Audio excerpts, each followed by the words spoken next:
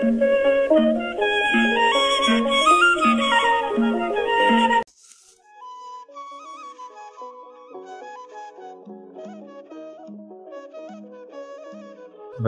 አብ ወወልድ ወመንፈስ ቅዱስ አሐዱ አምላክ አሜን።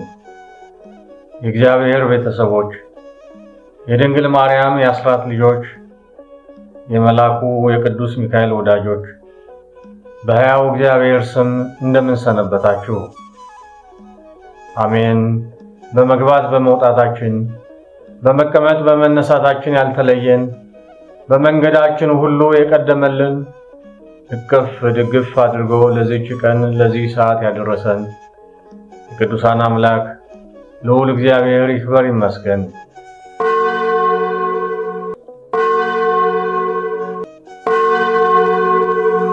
ዛሬ መጋቢ ብሉይ መልአከ ምሕረት ቅዱስ ሚካኤል እንደመሆኑ የዕለቱን ድርሳን ከዚህ አስከትለን እንጸልያለን። በስመ አብ ወወልድ ወመንፈስ ቅዱስ አሐዱ አምላክ ዘንቶ ድርሳን ዘደረሰ አባ ደማቴዎስ ሊቀ ጳጳሳት ዘእስክንድርያ ዘይትነበብ ለተባሉ ለአብይ ወክቡር ወቅዱስ ሊቀ መላእክት አማሱር ወሰኑይ ለወርኃ ኅዳር ያርየነ ኃይለ ወተአምረ ወክብረ ዘወሃቡ እግዚአብሔር ኩሎሙ ቅዱሳን መላእክት ጸሎቱ ወበረከቱ ያህሉ ምስሌነ ለዓለመ ዓለም አሜን። ይህ ድርሳን የእስክንድርያው ሊቀ ጳጳሳት አባ ደማቴዎስ የደረሰው የመላእክት አለቃ በሚሆን በገናናው በቅዱስ ሚካኤል በዓል ኅዳር 12 ቀን የሚነበብ ነው። ከቅዱሳን መላእክት አብልጦ እግዚአብሔር የሰጠውን ክብሩን ታምራቱንና ኃይሉን ይግለጥልን። ጸሎቱና በረከቱ ከሁላችን ጋር ለዘላለሙ ይኑር አሜን። አውሎክሶን አውሎክሶን አውሎክሶን አውሎክሶን ማለት አቤቱ ክፈትልኝ ወይም ግለጥልኝ ማለት ነው። ወንድሞች ሆይ ዛሬ ለኛ ታላቅ በዓል ነውና ልባችን ደስ እያለው እንሰብሰብ። በዚህም በተቀደሰች ዕለት ከሥራችን ሁሉ አርፈንዋል። እኔም ገናና ክቡርና ኃያል ቸር አማላጅ የሆነ የመላእክት አለቃ ቅዱስ ሚካኤልን አየሁት። የጣፈጠ መንፈስ ቅዱስን ቃል ይስጠኝ። ዳዊት በመዝሙሩ መስዋዕት ብታቀርብ በእጃቸው እንዲያነሱ በመንገድም ሁሉ እንዲጠብቁ ስላንተ መላእክትን ያዛቸዋል እኮን እንዳለ የእግዚአብሔር መልአክ ለሚፈሩት ሁሉ አጥር ይሆናቸዋል። ቅዱስ ሚካኤልም ከሚፈሩት ሁሉ ያወጣቸዋል። እግዚአብሔር የሚፈሩትን እንዳጥር ሆኖ የሚጠብቃቸው እንደዚህ መልአክ ማን ነው? በሱ የሚያምኑትንስ ከጭንቅ የሚያወጣቸው ማን ነው? ይህ ቅዱስ ሚካኤል አይደለምን? ለምን በዚህ ዕለት ከእግዚአብሔር ይቅርታን ያገኙ ዘንድ ይለምንላቸዋል። ወደ እግዚአብሔር ይጸልይላቸዋል። በሕይወት ጎዳና ይመራቸዋል፣ ያነጻቸዋል፣ ያከብራቸዋልም። ይህም ስለ ጻድቃን ብቻ አይደለም፣ እግዚአብሔር እንዲምራቸው ለኃጥአንም ይለምንላቸዋል እንጂ። ማንም ሰው ለችግረኛ እንዴት እንጀራ ቢሰጥ ስለሱ ቅዱስ ሚካኤል ቸል አይልም። ቀዝቃዛ ውሃ ቢሰጥ ስለሱ አይወዝንም። ሴትም ብትሆን ወንድም ቢሆን ልጆቹን በስሙ የሰየመ ስለ እነሱ ቅዱስ ሚካኤል አይዘነጋም። በሱ ስም ቁራሽ እንጀራ ጥርኝ ውሃ ለችግረኛ የሚሰጥ እሱ እስከ ዘላለም አይተውም። የቅዱስ ሚካኤልን ነገር ሰምታችሁ ታውቁ ዘንድ ብትፈቅዱ እኔ አባታችሁ ደማቴዎስ ምስክር ነኝ። ከሙታን ተለይቶ ለተነሳው ለጌታችን ለኢየሱስ ክርስቶስ መቃብር ለክቡር መስቀሉ ምሰግድ ዘንድ ኢየሩሳሌም ሄድኩ። እሷም ከሐዘናችን የምታጽናናን እና ጌታችንን በውስጧ የተመላለሰባት ቤተክርስቲያን ናት። ደቀ መዝሙሩ የሚሆን ወደ ወንጌላዊ ዮሐንስ እናት ወደ ማርያም ቤት ገብቼ ወንጌላዊ ዮሐንስ የጻፈውን መጽሐፍ አገኘውና ተመለከትኩት። የመጽሐፉም ንባብ የሚረዳንና የሚያጽናናን ይህ ነው የሚል ነበር። ሰማዕትና ወንጌላዊ የሚሆን ዮሐንስ እንዳለው ደስ የሚያሰኝ ነገር አገኘው። እኔም በገባው ጊዜ እግዚአብሔር መልአክ ከኔ ጋር ይሄድ ነበር። እሱም በሰማይ ያለውን ታምራትና ብዙም የኩነኔ ቦታ አሳየኝ። ከዛም አውጥቶ ወሰደኝና ይህን ፈጽሞ የሚያስደንቅና ታላቅ የኩነኔ ቦታ አለኝ። ይኸውም ቦታ ከታችኞቹ አዘቅቶች እጅግ የጠለቀና የሰፋ ነበር። እንደ ብዙ ጅረትን ፏፏቴ ድምፅ ያለ ታላቅ ጩኸት ሰማሁ። አብሮኝ የሚሄደው መልአክም ጌታዬ፣ ይሄ እኔ የማየው ነገር ታላቅ ጢስም ከሱ የሚወጣው ከ300 ሚሊዮን ሜትር በላይ የሚሆን ይህ ምንድነው ንገረኝ አልኩት። እሱ ግን በ300 ቀን የማይደረስበት የእሳት ጉድጓድ ነበር። ዳግመኛም የእሳት አንበሶችና የእሳት እባቦች ከእንፉኝ ይወጣሉ። ይኸውም የኩነኔ ቦታ ነው። ከአንሴትም ይህም የስቃይ ቦታ ነው። ከራንኮስም ይኸውም በርባሮስ ነው። የማይጠፋ እሳት የማይንቀላፋ ትሎች ከዛሉ። በብዙ ሚሊዮን የሚቆጠሩ የኃጥአን ነፍሳት ከዛ ፈጽሞ አይወጡም፣ በትሕተታቲት ይወርዳሉ እንጂ።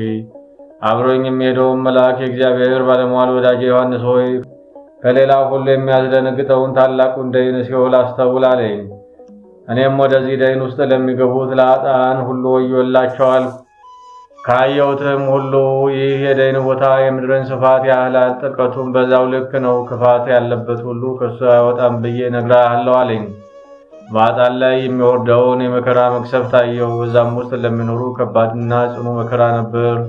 የእግዚአብሔር የመዓቱ ድምፅ ከጥልቀቷ በታች የ3 ዓመት ቀን ጉዞ የሚያስኬድ ጎዳና ያወርዳቸዋል። ሰውም ወርዶ በኃይሉ አይወጣም። ኃጥአንም ሁሉ እጃቸውንና እግራቸውን ታስረው በውስጧ ናቸው። መንገዳቸውም ወደዛ ነው። እኔ ዮሐንስም በእነሱ ላይ የሚሆነውን ባየው ጊዜ ስለ ኃጥአን ኩነኔ ታላቅ ልቅሶ አለቀስኩ። ይህም መልአክ የእግዚአብሔር ቅን ወዳጅ ዮሐንስ ሆይ ስለዚህ ነገር አታልቅስ። የቅዱስ ሚካኤልን ሰማያዊ ክብሩንና ልዕልናውን እያየ ዛሬ ደስ የምትሰኝበት ነገር አለና አለኝ። እንዲህ እያለ ሲነግረኝ ቅዱስ ሚካኤል በራሱ ላይ የክብር አክሊል ተቀዳጅቶ ከሰማይ መጣ። በፊቱ መላእክትና ጻድቃን እያመሰገኑ ነቢያትም፣ ሐዋርያትም፣ ጳጳሳትም ሰማዕታትም ሁሉ ከእርሱ ጋር አብረው ይሄዳሉ። ለማየት የማይቻል የክብር ልብስ ለብሰዋል። በእጃቸውም ዕፀ መስቀልና ዘንባባ ይዘው እያመሰገኑ በኩነኔ ቦታ ወዳሉ ሰዎች እስኪወርድ ድረስ በፊቱ ይዘምራሉ። ቅዱስ ሚካኤልም ወደ ሲኦል በወረደ ጊዜ መልተው የነበሩ እሳትና ጢስ ጠፋ። በኩነኔው ቦታ ያሉ አራዊት ሁሉ ጭጭ አሉ። በዛች ሰዓት ይህንን አየሁ። በዛውም ጊዜ ክቡርና ታላቅ ባለ ግርማ የሆነ ቅዱስ ሚካኤል የቀኝ ክንፉን ወደ ጥልቁ ደይን ላከው። ሚካኤልም ስፍር ቁጥር የሌላቸው ነፍሳት በቀኝ ክንፉ ከዳር እስከ ዳር መልቶ ወጣ። ከኩነኔ ቦታ ያወጣቸውም ነፍሳት 12ቱን አውራጃ መላው። ይህችውም ኤዶም የተባለች ገነት ናት። ዳግመኛም ኃያል ቅዱስ ሚካኤል የግራ ክንፉን አውርዶ ከቀድሞ ይልቅ የሚበልጥ አወጣ። እሳታውያን ኪሩቤልና ሱራፌል፣ ገዳማውያን ጻድቃን፣ ከሰማይ አብረው የመጡት ሁሉ የእግዚአብሔርን ምሕረት የተመላ ክንፉን 3ኛ ጊዜ ያወርድ ዘንድ ይህንኑ መልአክ ለመኑት። ዓይናቸው ብዙ የሚሆኑ በኪሩቤልና በሱራፌል ላይ አድሮ የሚኖር የገዢዎች ገዢ ነገሥታት ንጉሥ ከሚሆን ከእግዚአብሔር ዘንድ ለሰው ልጆች ምሕረትን ከሚለምን ከተወደደና ከከበረ ከቅዱስ ሚካኤል በቀር ማን ቆጥሮ የማይደርስባቸውና ቁጥራቸው የማይታወቀውን 3ኛ ጊዜ አወጣ። ከዛ የሐዘን የመከራ ቦታ ከሆነ ከሚያስፈራው ከደይን ከሲኦል የወጡት ስፍር ቁጥር ያልነበራቸውና ጻድቃንም መላእክት ወስደው ኃጢአትን በሚያስተሰርይ አበሳን በሚያነጻ በሕይወት ውሃ አጠቧቸው፣ አጠመቋቸው። በፍጹም ደስታም ቅባ ቅዱስን ቀብተው የትጓን መላእክት አለቃ የሚሆን ወደ ቅዱስ ሚካኤል አመጧቸው።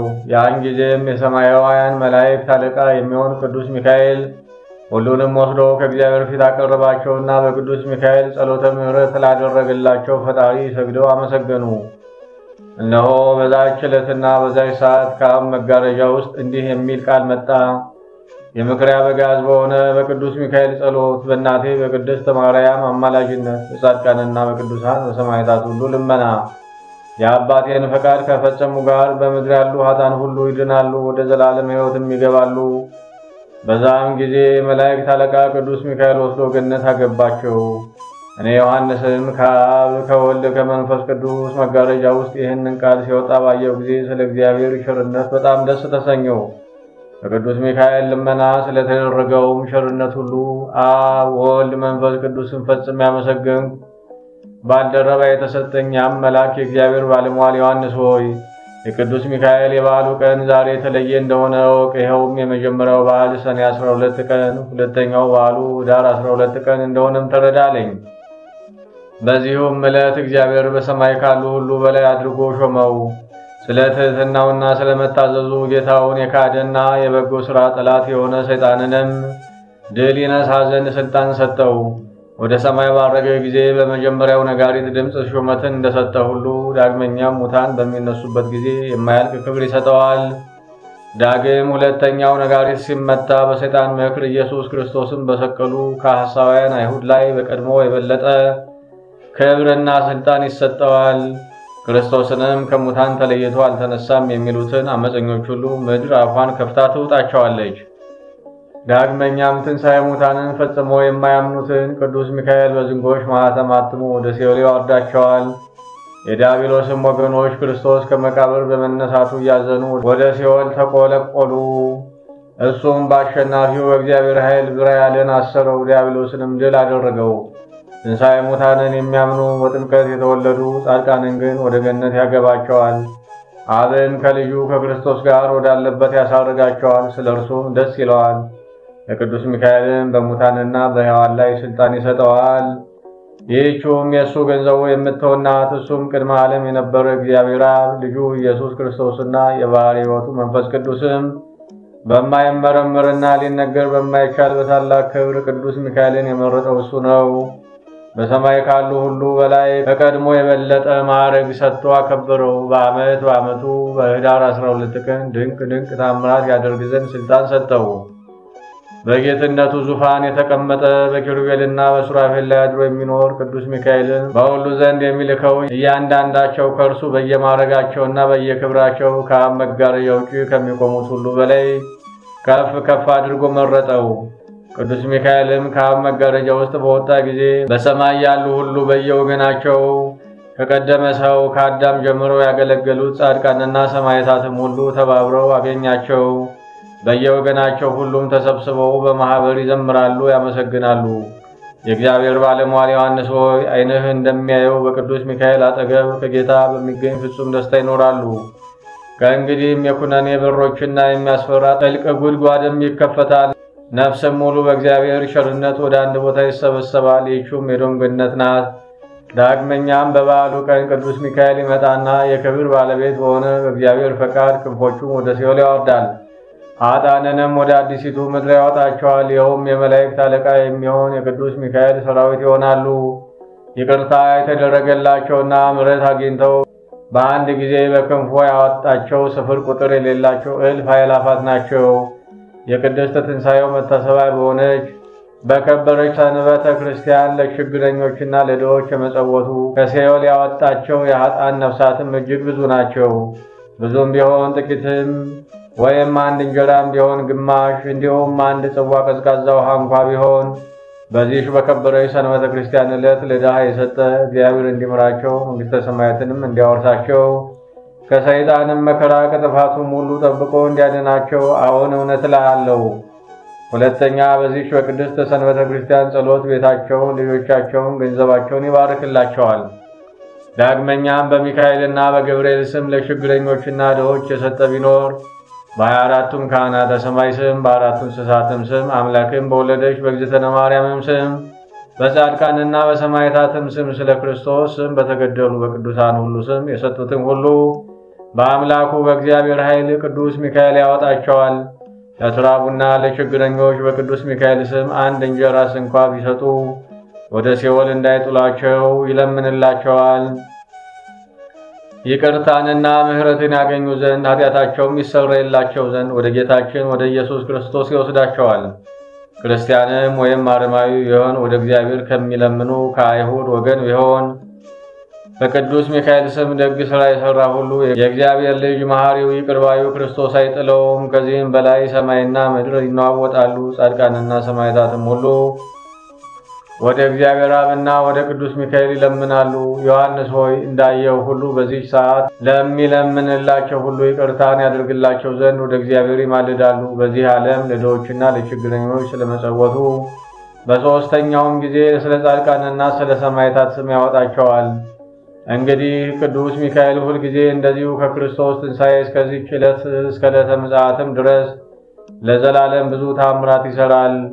ወንድሞች ሆይ የምነግራችሁን ስሙኝ፣ በዝነ ልቦናችሁም አድምጡኝ። የቅዱስ ሚካኤል ዝክሩን መታሰቢያውን አድርጉ፣ የዘላለም ሕይወትን ታገኙ ዘንድ የማያልፍም ደስታ ትወርሱ ዘንድ። ቅዱስ ሚካኤልን በየዓመቱ በኅዳር 12 ቀን እንዲህ ያደረገ አይተዋቸውም። ከዚህ ቀጥሎ የቤተ ክርስቲያን ወገኖች የሆኑት ሁሉ እንደ ሥራቸው ወደ ምሕረት ቤት ወደ ቅድስት አገር ወደ ኢየሩሳሌም ሰማያዊት ይወስዳቸዋል። ከዚህም በኋላ ቅዱስ ሚካኤል ወደ አብ መጋረጃ ውስጥ ይገባል። በዚህች ዕለት ምድራዊትና ሰማያዊት ስለሆነች ምሕረቱም ከመንበሩ በታች ይሰግዳል። ስለ ውሃ ምንጮች፣ ስለ ወይን ቦታዎችና ስለ ምድር ፍሬዎች፣ በምድር ላይም ስለሚኖሩ ስለ ሰው ልጆች ነፍስ ሁሉ፣ ስለ እንስሳትም፣ ስለ ሰማይ ወፎችም፣ ስለ ባሕር ዓሦችም፣ በባሕር ውስጥም ስለሚንቀሳቀሱ ሁሉ የምሕረት ባለቤት ከሆነ ከአብ ዙፋን በታች ሁልጊዜ በማመስገን ይሰግዳል። ለመናውንም እስኪሰማውና የምሕረትንም ቃል እስካስተላለፈለት ድረስ ከእግረ መንበሩ ስራ አይነሳም። ለዚህ ዓለም ምሕረትን የሚለምኑ መላእክትን በየዓመቱ በዳር 12 ቀን በእግዚአብሔር ዙፋን አውደ ምሕረት ዙሪያ ተሰብስበው ለሰውና ለእንስሳትም ሁሉ ምሕረትን የሚለምን ቅዱስ ሚካኤል ከአብ መጋረጃ ውስጥ እስኪወጣ ድረስ ይጠባበቃሉ። ቅዱስ ሚካኤልም ከአብ መጋረጃ ውስጥ በወጣ ጊዜ ቸር መሐሪ አብ ለቅዱስ ሚካኤል የሰጠው ልብሱን እኒያ መላእክት ይመለከታሉ፣ ይቅርታን የማግኘት ምልክታቸው ነውና። ስለዚህ እኒህ መላእክት በምድር ላይ ምሕረት እንደተደረገ ሰውንም እንስሳንም ይቅር እንዳለ በዚህ ዓለምም የሚሆነው ሁሉ ለይተው ቅዱስ ሚካኤል በለበሰው ልብስ አምሳል ያውቁታል። ስለዚህ በዚህ ዓለም ይቅርታ ለተደረገለት ስለ ሰው ልጅ ነፍስ ሁሉ ታላቅ ደስታ ያደርጋሉ። የእግዚአብሔር ባለሟል ዮሐንስ ሆይ ዛሬም ለችግረኞችና ለጦም አዳሪዎች በቅዱስ ሚካኤል ስም ምጽዋት ለመስጠት የሚያስቡ ንዑዳን ክቡራን ናቸው። ዮሐንስ ሆይ ዳግመኛም እነግርሃለሁ፣ ምስጢሩ ድንቅ የሆነ ይህንን መጽሐፍ ያጻፈ ቢኖር በቅዱስ ሚካኤል ስም ለቤተ ክርስቲያን ዕጣን ወይም ሰም ወይም አልባሳት መጎናጸፊያ ልዩ ልዩ ንዋያተ ቅድሳት የሰጠ ቢኖር አንዲት እንጀራ ወይም አንዲት ጽዋ ቀዝቃዛ ውሃ ለችግረኛ የሰጠ ቢኖር ስለ እርሱ ቅዱስ ሚካኤል ቸል አይልም። ኃጢአቱም እንደ ባሕር አሸዋ እንደ ዱር ሳር ቢበዛ ይሰረይለታል። ቢሞትና ወደ ኩነኔ ቢቀርብም እንደ ቤተሰብ ይሆናል እንጂ በቅዱስ ሚካኤል አማላጅነት እግዚአብሔር ፈቅዶ እስኪምረው ድረስ አይቃጠልም። የእግዚአብሔር ባለሟል ዮሐንስ ሆይ አሁንም ድንቅ ምስጢር ያለበትን ይህንን ድንቅ መጽሐፍ አስቦ የጻፈው ለቤተ ክርስቲያንም መገልገያ የሰጠው ወይም በእግዚአብሔር ቃል አምኖ በቤቱ ያስቀመጠው ቢኖር በሽታም ረሃብም ወደ እሱ አይመጣም። ወደ ቤቱና ከብቶቹ ወዳሉበት ቦታ ርኩስ አውሬ አይገባም። በእርሻውም አይጥ፣ አንበጣ፣ ኮቤ፣ ተምች፣ ትል፣ ዋግ፣ አመዳይ፣ ውርጭ አይደርስም። እነዚህ ሁሉ ወደ እሱ አድራሻ ፈጽሞ ሊጠጉ አይችሉም። የችግረኞች በሽታ የሆነ ረሃብም ይህ መጽሐፍ ወዳለበት ከ4 እና 5 ትውልድ ድረስ ወደ ቤቱ ለዘላለም አይገባም።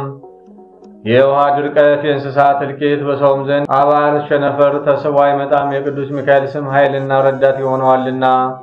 የቅዱስ ሚካኤል ዝክሩንና መታሰቢያውን ለሚያደርጉ ሁሉ ወደ እግዚአብሔር እየጸለየ ይለምንላቸዋል። በፍቅሩና በጸጋው በኃይሉና በጠንካራ ክንዱ በክንፉም ጥላ ለዘላለም ይከልላቸዋል፣ በቸርነቱም ይጠብቃቸዋል። ታላቅ ክቡርና ልዑል የሚሆን በዚሁ በቅዱስ ሚካኤል ድርሳን የሚገኘውን አስማተ መንፈስ ቅዱስ ሳይለይ ይህን መጽሐፍ ያጻፈ የመላእክት አለቃ የሚሆን ቅዱስ ሚካኤል ከዚህ መጽሐፈ ድርሳን ፈጽሞ አይለይም። ይህን መጽሐፍ ከመጀመሪያ እስከ መጨረሻ በቅዱስ ሚካኤል በዓል ቀን የሚያነብሰው ቢኖር ስለ ክብሩ ስለ ገናንነቱና ከቅዱሳን መላእክት በላይ አክብሮ ስለ ሾመው እግዚአብሔር ለቅዱስ ሚካኤል የሰጠውን ይህንን ስም አምላክ አይለይ። ይልቁንም በእነዚህ በከበሩ በእግዚአብሔር ስሞች የሚታመኑ 14 ቀን የመታሰቢያ ዝክሩን ማድረግ ይገባቸዋል። የሚቻለው 14ቱን ዕለታት ያክብር፣ የማይቻለው ግን 4ቱን ዕለታት ሊያከብር ይገባዋል። ከሁሉ አስቀድሞ ታላቅ በዓሉ ኅዳር 12 ቀን ነው።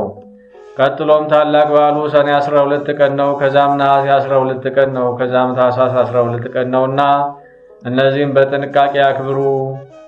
ሌሎቹ በዓላቶቹ ግን ጥር 12 ቀን፣ የካቲት 12 ቀን፣ መጋቢት 12 ቀን፣ ሚያዝያ 12 ቀን፣ ግንቦት 12 ቀን፣ ሐምሌ 12 ቀን፣ መስከረም 12 ቀን፣ ጥቅምት 12 ቀን ናቸው።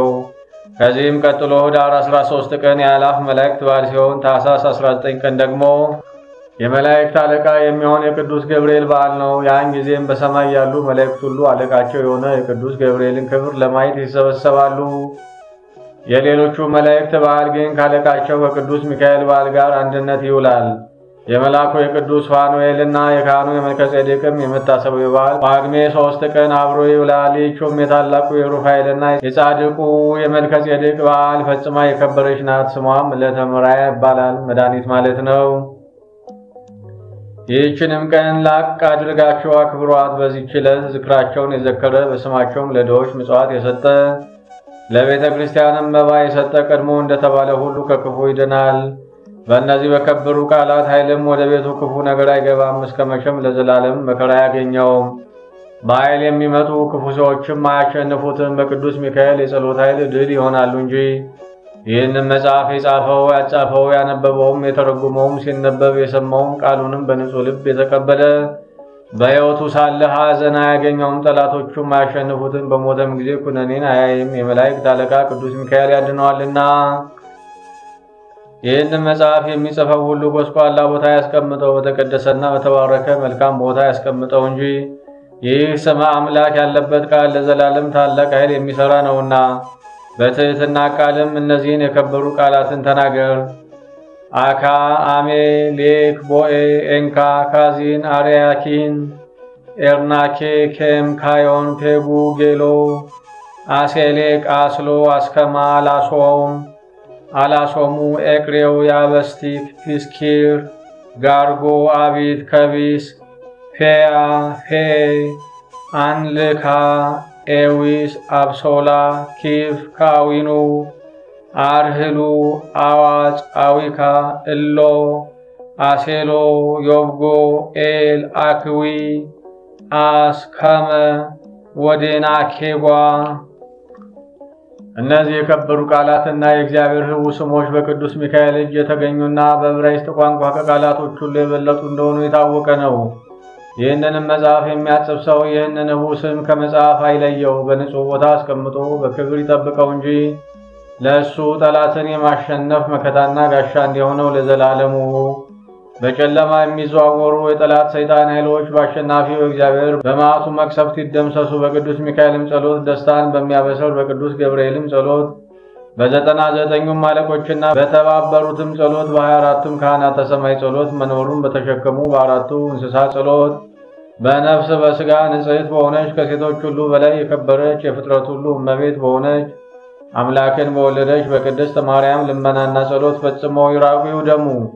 በመዓልትና በሌሊት በንጋትና በምሽት በቀትርም በሰዓትም ከጠዋት እስከ ማታ ከማታም እስከ ጠዋት የሰውን ነፍስ የሚያስደነግጡ የዲያብሎስ ሰራዊት አጋንንትና ሰይጣናት ሁሉ የምድር ማዕዘኗን በሚያጸኑ በሰባቱ ነፋሳት ኃይል እንደ ጢስ ተነው እንደ ጉም በነው ይጥፉ። በእኔና የጥምቀት ልጆች በምንሆን የክርስቶስ አዲስ ሙሽራ በሆነች በዚህ ቤተክርስቲያንም ዛሬ ተሰብስበው ባሉ የክርስቶስ ወገኖች በሆኑ ሁሉ ላይ ከላይ ምሕረት ይምጣ። በኋለኛይቱም ዕለት ፍጹም ደስታን ያሰማን። በዛችን በምታስደነግጥና በምታስጨንቅ ሰዓትም የሕይወት ራስ ወርቅ ያቀዳጅን፣ የሕይወትን ልብስ አጎናጽፎ ኢየሩሳሌም ሰማያዊት ያግባን። ለአብ ምስጋና ይገባል፣ ለወልድ ምስጋና ይገባል፣ ለመንፈስ ቅዱስ ምስጋና ይገባል። በቀና አምልኮት ከአማልክት ሁሉ በላይ ለሆነ እስከ መጨረሻው አቅታ ድረስ በሰው ሁሉ አንደበት ምስጋና ይገባል። በዚህ ዓለም በሚመጣውም ዓለም ይቅርታና ምሕረትን ይደረግልን ለዘላለሙ አሜን።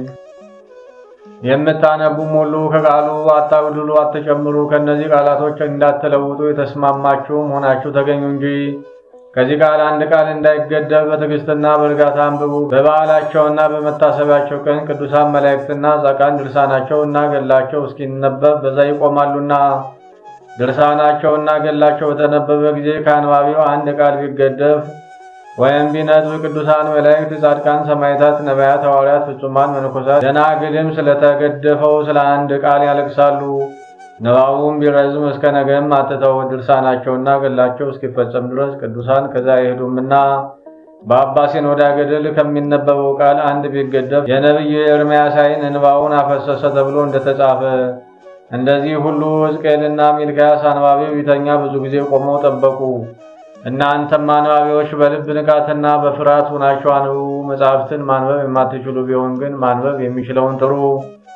ለእኔም ለጻፈውም ላጻፈውም ላነበበውም ለተረጎመውም ሲነበብም ቃሉን ለሰማ ሁሉ ጸልዩ። እግዚአብሔር ሁላችንን በአንድነት ይምረን ዘንድ የአምላክን በወለደች በቅድስት ማርያምም አማላጅነት በቅዱስ ሚካኤል ጸሎት ደስታን በሚያበስር በቅዱስ ገብርኤል ልመና በ24ቱ ካህናተ ሰማይ ጸሎት በአራቱ እንስሳት አማላጅነት ደጋጎች በሆኑ ጻድቃንና በሰማዕታት ጸሎት በመንፈሳውያን መላእክትም አማላጅነት እኛን የጥምቀት ልጆች የሆን ሁላችንንም ይቅር ይለንና ከሰይጣንም ወጥመድ ያድነን ዘንድ ጸልዩልን። የቅዱስ ሚካኤል በረከተ ጸሎቱ ሀብተ ረድኤቱ በሁላችን ላይ ይኖር ለዘላለሙ አሜን።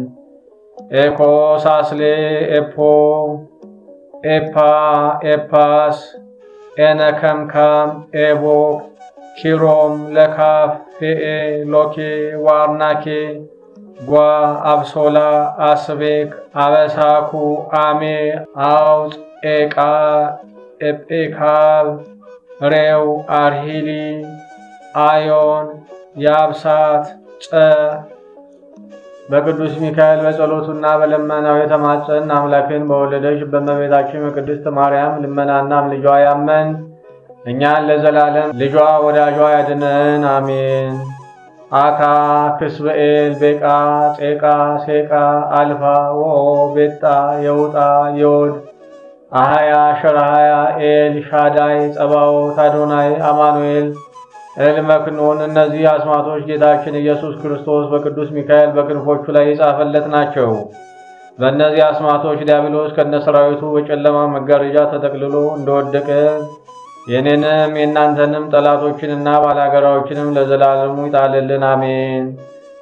የሕያው እግዚአብሔር የባህሪ ልጁ ከእመቤታችን ከቅድስት ማርያም ሥጋን የለበስክ ጌታችን ኢየሱስ ክርስቶስ ሆይ ስለ ቅዱስ ሥጋህና ስለ ክቡር ደም ነፍስና ሥጋችን ከጥፋት አድን። ስለ ሚካኤልና ስለ ገብርኤል ስለ ሱራፌልና ኪሩቤል ስለ አፍኒንና ስለ ሳቆኤል ስለ ኡራኤልና ስለ ሩፋኤል ስለ ፋኑኤልም ብለህ ስለ ነቢያትና ስለ ሐዋርያት ስለ ጻድቃንና ስለ ሰማዕታት ስማቸው ስለተጠራውና ስላልተጠራው በአንድነት እግዚአብሔር ይቅር ይበለን ይማረን። የምክርህ አበጋዝ የሚሆን ለሚካኤል ስለሰጠው ቃል ኪዳን የልጅህንም ሥጋ መልበስ ስላበሰረ ስለ ቅዱስ ገብርኤል ብለህ ኃጢአታችንን አስተሰርይልን። የሕዝቡንም ሁሉ ኃጢአት ይቅርበን። የሕያዋንም የሙታንም ጌታ አንተ ነህና ለዘላለሙ አሜን። ይሁን ይሁን በእውነት ይደረግልን። ዓለምን ካለመኖር ወደ መኖር ያመጣ በስም ሦስት የሚሆን እግዚአብሔር ፍጥረቱን ሁሉ የፈጠረ ሰማይን ያለ ምሰሶ ያቆመ ምድርንም በባህር ላይ የዘረጋ ፀሐይና ጨረቃን እንዲያበሩ የፈጠራቸው ከዋክብትንም በየወገናቸው የፈጠራቸው እሱም እንዳለው ሆነው እሱ እንዳዘዘው ተፈጥረዋልና ለዘላለም ጸንተው ይኖራሉ። የሰጣቸውንም ትእዛዝ አይተላለፉም። በየጊዜውም በየዘመኑ በመዓልትና በሌሊትም እሱ ራሱ እንደደነገገው አሰለጠናቸው። በሰውም በመላእክትም ዘንድ ምስጋናው የመላ ነው። የጌትነቱ ምስጋና አያልቅም አይጎልም። ምስጋናው ከሱ ነው፣ ክብሩም ከራሱ ነው። የበርባሮስ ጨለማ ካስተያየቱ አይሰወርም። በጽርሐ አርያምም ሳለ የባህሮችን ጥልቅነት በእጁ የሚዳስስ ምስጋናው በሰው አንደበት ሊነገር የማይቻል ባህሪውም አይመረመርም። የመለኮቱም እሳትነት የተሰወረ ነው።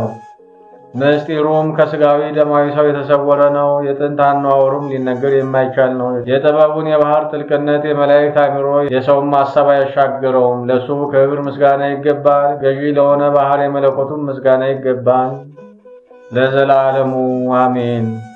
በልዑል እግዚአብሔር አጋዥነት የቅዱስ ሚካኤልን ተአምሩን ለመጸለይ እናስቀድማለን። ተፈጥሯቸው ከነበልባል የሆነ የትጓን መላእክት ያለቆቻቸው አለቃ ቅዱስ ሚካኤል የኃጢአት ባህር ጥልቀት እንዳያሰጥመን የጥምቀት ልጆች የሆነውን ሁሉ ልመናውና ምልጃው ከክፉ ዘመን ያድነን ለዘላለሙ አሜን። እግዚአብሔር ገናና ነው፣ የተመሰገነም ነው። ፈጽሞም ከፍጥረት ሁሉ በላይ ነው። የሰው ሕሊና ተመራምሮ የማይደርስበት ነው። ፍጥረትን ሁሉ የፈጠረ እሱን በመራቀቅ ዓይኖች ደፍረው ለማየት አይችሉም አለ ዳዊት በመዝሙር። እግዚአብሔር ገናና ነው፣ ምስጋናውም ብዙ ነው። ዳግመኛም እግዚአብሔር ታላቅ ነው፣ ኃይሉ ታላቅ ነው፣ ለጥበቡም ወሰን የለውም እንዳለ። ዳግመኛም ዳዊት አቤቱ ሥራ ሁሉ ፈጽሞ ታላቅ ነው፣ ሁሉንም በጥበብ ፈጠርክ አለ። ዳግመኛም መላእክቱን ረቂቃን የሚላላኩትን ከእሳት ነበልባል ያደርጋቸዋል አለ። የእግዚአብሔር መልአክ እሱን በሚፈሩት ሰዎች ዙሪያ ይሰፍራል፣ ከመከራቸውም ያድናቸዋል አለ። የኃያላን አምላክ እግዚአብሔር ሁሉን የሠራ ሁሉን የፈጠረ ብርሃንን እንደመጎናጸፊያ የሚጎናጸፍ ዓለም ሳይፈጠር አስቀድሞ ንጉሥና ገዢ የነበረ የጥበቡ ጥልቀት ፈጽሞ ድንቅ ነው። መላእክትን ከእሳትና ከነፋስ የፈጠረ አንዱን የማይታይ አንዱን የማይዳሰስ አድርጎ እንዲላላኩት ስሙንም ሁልጊዜ ያመሰግኑት ዘንድ ዛሬም ዘወትርም በእውነት ለዘላለሙ የሚያስፈራ ከሆነ ነበልባል የተፈጠረ ደስ የተሰኘ የመላእክት አለቃ ቅዱስ ሚካኤል ያደረገው ታምር ይህ ነው። ልመናውና ምልጃው ይጠብቀን ያድነን፣ ከርኩስ የደም ባላጋራ ያውጣን፣ የጠላት ፍላጻ እንዳይነድፈን በክንፈ ጥላው ይሰውረን፣ አደባባያችንን ይከታተምልን፣ የቤታችንን አጥር ያጠንክርልን፣ የጥፋት መንገድ እንዳያገኘን የምናምነው ሁሉ ያድነን ለዘላለሙ አሜን። አፌን በምሳሌ ከፍታለሁ፣ የጥንትንም ታሪክ እናገራለሁ። ከመሰረት ከሥራ የተሰራውንም አነባለሁ። የሰዓትንም ብርሃን የሚጎናጸፍ ቅዱስ ሚካኤል የሰራውን ድንቅ የሆነ ታምራቱና ኃይሉን ተረጉማለሁ። በየጊዜው ዘወትር ምሕረትን የሚለምን ስለ ሰው ልጆች ሁሉ ወደ እግዚአብሔር የሚማልድ የሚጠሩትን ለማዳንና ለመርዳት ፈጥኖ የሚወርድና የሚደርስ ጸሎታቸውንም የሚሰማ የሚታመኑበትንም ሁሉ የሚያድናቸው አምነው ስሙን በመጥራት ለጠየቁት መልስ የሚሰጣቸው በባህርም በየብስም በመንገድም ሁሉ በችግርም በጭንቀትም ሁሉ ደርሶ የሚያድናቸው እርሱ ነው። ከዕለታት በአንደኛው ቀን አስቀድሞ የሆነውን እነሆ አሁን እዚህ ለተሰበሰባችሁት እንነግራቸዋለን። ብዙ ሰዎች ከግብፅ አገር ገስግሰው ወደ ባህር ወደብ ሄዱ። እዚያም በደረሱ ጊዜ በመርከብ ላይ ተሳፈሩ። ከደረቁ ቦታ ትንሽ ርቀው በባህሩ መካከል ሲደርሱ ለመስጠም እስኪደርሱ ድረስ ታላቅ ነፋስ በላያቸው ተነሳ። የባህሩን ማዕበል ከፍ ከፍ እያለ ተራራ መስሎ ወጣ። የባህሩን ማዕበል በመርከቡ ላይ ወጥቶ ለሞት በደረሱ ጊዜ የበለጠ ማዕበል ተነስቶ ሊገለብጣቸው ደረሰ። ክፉ ሞትና በከንቱ መጥፋት እንደመጣባቸው ባዩ ጊዜ በሐዘንና በስቃይ ተዋጡ። የሚያጽናናና የሚያድናቸውም አጡ። ተስፋቸውንም ቆረጡ። ያን ጊዜ በዛች ቀን እንዲህ ሲሉ ጮኹ። ታላቁ ገናናው ቅዱስ ሚካኤል ሆይ በሰማይ ላይ ላሉ ኃያላን አለቃቸው አንተ የይቅርታና የኃይል መልአክ ነህና የሰላም መልአክ ሆይ ወደኛ ተመልክተህ እርዳን። እኛንም የተጨነቅነውንም አድነን። ወደ እግዚአብሔር ስለኛ ለምንልን። በኃጢአት ከመሞትና ከጥፋት እንድን ዘንድ የሞት መጋረጃ ዓይናችንን አሁን ሸፍኖታልና የጥፋትንም ጥላዋን አይተናልና እያሉ ሁሉም በአንድነት ጮኹ። በሙሉ ልባቸውም ወደ እግዚአብሔር አሰሙ። በሚያቃጥል እንባና በመረረ ልቅሶ በመርከቡ ውስጥ ያሉት ሁሉ ከባሕሩ ማዕበል ያድናቸው ዘንድ ጮኹ። ያን ጊዜውም በዛችው ዕለትና ሰዓት እግዚአብሔር የልባቸውን ሐዘንና ልመናቸውን ሰማ። ወዲያውም ቅዱስ ሚካኤል ከሰማይ ወረደና ያንን መርከብ በእጁ ይዞ ሳበው። በውስጡ ያሉትንም ሰዎች ወደ ዳር አወጣቸውና ፈጽሞ ጥቂት እንኳን ጥፋት ሳያገኛቸው ጥፋት ሳይነካቸው በሕይወታቸው ተሻገሩ። ይህንንም ታምራት ለሰው ሁሉ ነገሩ። በቅዱስ ሚካኤል እጅ ከባሕር ሞገድ ያዳናቸው እግዚአብሔርንም አመሰገኑት። ከእነሱም እስከ ዕለተ ሞታቸው ድረስ በየወሩ በ12 ቀን ዝክሩን ሲዘክሩ መታሰቢያውን ሲያደርጉ ኖሩ። የዚህ የገናናው የመላእክት አለቃ የቅዱስ ሚካኤል ልመናውና አማላጅነቱ ይጠብቀን፣ በጠላትም እጅ ከመውደቅ ይሰውረን። እኛን ሁላችንም ከነፍስና ከሥጋ ሕማም በክንፈ ጥላው ይሰውረን ለዘላለሙ አሜን። አንድ አምላክ በሚሆን በአብ በወልድ በመንፈስ ቅዱስም በእውነት እናምናለን። በዚህ በኅዳር 12 ቀን የሰማያውያን ሠራዊት አለቃና ክቡር የሚሆን ለሰው ሁሉ የሚራራ ሁልጊዜ ከእግዚአብሔር መንበር አጠገብ የሚቆም ስለ ሰው ልጆች የሚማልድ የመልአኩ የቅዱስ ሚካኤል የበዓሉ መታሰቢያ ቀን ናት። ይህም ለነዌ ልጅ ለኢያሱ በታላቅ ክብር ሆኖ በንጉሥ ጭፍራ አምሳል የታየው ነው። ባየውም ጊዜ ደነገጠ፣ በምድር ላይም ወድቆ ሰገደለት። እሱም ጌታዬ ሆይ ከእኛ ወገን ነን ወይስ ከጠላቶቻችን ወገን አለው። ቅዱስ ሚካኤልም ከሰማይ ሠራዊት አለቆች አንዱ ነኝ፣ በዚህ ቀን አማሌቅን በእጅህ ጥለዋለሁ፣ በኢያሪኮም አንተን አነግሣለሁ አለው። ይህ መልአክ ከሰማዕታትና ከቅዱሳን ጋር ባለመለየት ገድላቸውን እስኪፈጽሙ ድረስ ያጸናቸዋል፣ ትዕግስትንም ይሰጣቸዋል። ዝክሩንና መታሰቢያውን አድርጉለት፣ ምጽዋትን ስጡ። በስሙም ከዓመት እስከ ዓመት በየወሩ በዓሉ በሚውልበት በ12 ቀን እስከ ማግስቱና ሰለስቱ ድረስ በማብላትና በማጠጣት በዓል አድርጉ። እሱ ስለ ምድር ፍሬዎች፣ ስለ ዝናብና ስለ ወንዝ ውሃዎችም፣ ስለ ሰላማውያንና ነፋሳት እግዚአብሔር ተግባራቸውን በሰላም ያስፈጽማቸው ዘንድ በትጋት ይለምናል። በዚህ የመልአኩ የቅዱስ ሚካኤል ልመናውና አማላጅነቱ ከሁላችን ጋር ይኑር ለዘላለሙ አሜን። ለሁሉ የምትራራ ጨካኝ አይደለህ፣ አንተን መልአኩን ሰላም እላለሁ። ጌታዬ ሚካኤል የምልህ እኔም በረድኤት ጥላ ከጠዋት እስከ ማታ ከክፉ ነገር ሁሉ ሰውረኝ። ከልጅነቴ ጀምሮ ጸብና ክርክር እፈራለሁና መኖሪያህ በበረሃ የነበረ የምስራች አዋጅ ነጋሪ ዮሐንስ ሆይ ደስ በሚያሰኝና መዓዛ ባለው ቅባ መንፈስ ቅዱስ እንደ ብርሌ በጠራ አደባባይ ዛሬ ለመገለጽ ሰላም እላለሁ። ስለዚህም በአርያም ያለ ከልዑል መሠዊያ መካከል የሚገኝ ፍም እሳት ቅዱስ ሚካኤል በአንተ ልመና መጥቶ የኃጢአቴን እሾህ ያቃጥል ዘንድ እሻለሁ። ጌታ ሆይ ከብልጽግናቸው ብዛት የተነሳ ብዙ መባ ካገቡት ይልቅ የድሃይቱን አነስተኛ መባ እንደተቀበልክ ለሁል ጊዜ የሚያገለግሉ አእላፍ መላእክትን እያሳሰብሁ በችግሬ ጊዜ የማቀርብልህ ምስጋናን ተቀበል። እናንተም ቅዱሳን ነቢያት፣ የወንጌል ሰባኪያን ሐዋርያት፣ ሰማዕታትና ጻድቃን፣ ትጉሃን መላእክትና ፍጹማን ደናግል እንዲሁም ደጋጎች መነኮሳት ሆይ ልጅ አዋቂ ሳይለይ የምንሰባሰብበትን የጉባኤ ቦታ ባርኩ። ይህ መጽሐፍ ወረቀት አዘጋጅቶ ብርሃንና ዳምጦ የጻፈውን ያጻፈውን ከግዕዝ ወደ አማርኛ የተረጎመውን ቃለ ንባቡን በእርጋታ መንፈስና በተመስጦ ሕሊና ያዳመጠ በደለኛም ሁሉ የምታስምር የጌታ እናቱ በማርያም ጸሎት ኢየሱስ ክርስቶስ በአንድነት ይማረን። ከመልአኩ ከቅዱስ ሚካኤል ረድኤትን በረከትን ያሳትፈን። ከዛሬም ዛሬ ዓመት በቸርነቱ ያድርሰን። በአማላጅነቱ ሁላችንም በያለንበት ቦታ ይጠብቀን፣ ከክፉ ነገር ይሰውረን። ፈቃዱን ፈጽመን ውዱንም ሰርተን የመንግሥቱ ወራሽ የምንሆንበትን ጸጋ ሕይወት ያሰጠን ለዘላለሙ አሜን።